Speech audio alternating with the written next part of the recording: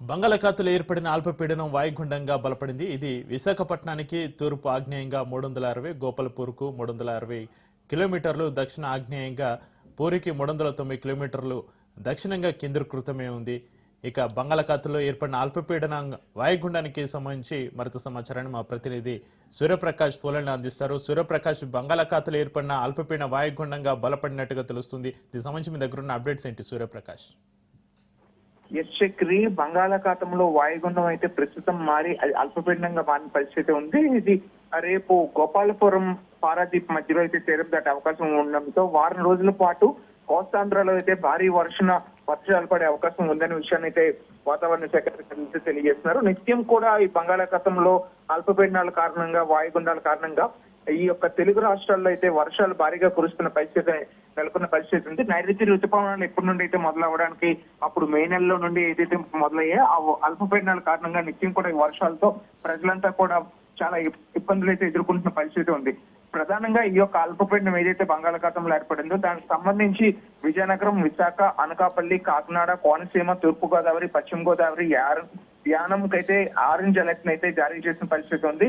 దీనికి సంబంధించి తీరం వెంబడి మొత్తం కూడా ఏదైతే తీరం వెంబడి ఉన్న జిల్లాలు, రాష్ట్రాలు ఉన్నాయో ఆ ప్రాంతం మొత్తం కూడా బలమైన ఈదురుగాలు వీసే అవకాశం ఉండడంతో మత్స్యకారులు ఎవరు కూడా ప్రస్తుతం వేటకు వెళ్ళొద్దని అయితే వాతావరణ శాఖ అధికారులు అయితే హెచ్చరికలు జారీ చేసిన పరిస్థితి ఉంది. అదేవిధంగా ప్రధాన ఓడరేవులు ఏవైతే ఉన్నాయో వాటన్నింటికి కూడా 3వ నెంబర్ ప్రమాద హెచ్చరిక జారీ చేశారు.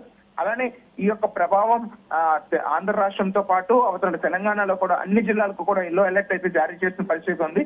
ఈ రోజు, రేపు 2 రోజులు కూడా తెలంగాణలో మోస్తారు నుండి భారీ వర్షాలు కురిసే అవకాశం అయితే ఈ యొక్క బంగాళాఖాతంలో ఏర్పడిన ఈ యొక్క వాయుగుండ ప్రభావం అయితే చూపిస్తున్న విషయాన్ని అయితే తెలియజేయడం జరుగుతుంది. పశ్చిమ మధ్య ఆనుకొని వాయువు బంగాళాఖాతం అయితే తీవ్ర వాయుగుండంగా మారడంతో గడిచిన 6 గంటల్లో అయితే 10 కిలోమీటర్ల వేగంతో అయితే ఈ యొక్క వాయుగుండం అయితే కదిలిన పరిస్థితి ఉంది. విశాఖపట్నానికి 300 కిలోమీటర్లు, గోపాల్పూర్ ఒడిశా ప్రాంతంలో ఉన్న గోపాల్పూర్ దగ్గర 300 కిలోమీటర్లు, పారాదీప్ ఒడిశాకి 400 కిలోమీటర్ల దూరంలో ఈ యొక్క వాయుగుండం అయితే కేంద్రీకృతమైన పరిస్థితి కనిపిస్తుంది. ఇవాళ రాత్రికి గోపాల్పూర్ పారాదీప్ మధ్యలో అయితే ఒడిశా, ఆంధ్రప్రదేశ్ లలో తీరాలను దాటే అవకాశం ఉండడంతో మరింత ఈ యొక్క వర్షాలు అయితే మరింత భారీ వర్షాలు కురిసే అవకాశం ఉండడంతో ప్రజలంతా కూడా చాలా అప్రమత్తంగా ఉండాలని, అదే ఈ ప్రాంతంలో ఉన్న శ్రీకాకుళం జిల్లా, విజయనగరం జిల్లా, మన్యం జిల్లా, అల్లూరు జిల్లా, విశాఖ, అనకాపల్లి జిల్లాల్లో అక్కడక్కడ నుండి మోస్తారు నుండి భారీ వర్షాలు కురిసే అవకాశం ఉంటుందనే విషయాన్ని అయితే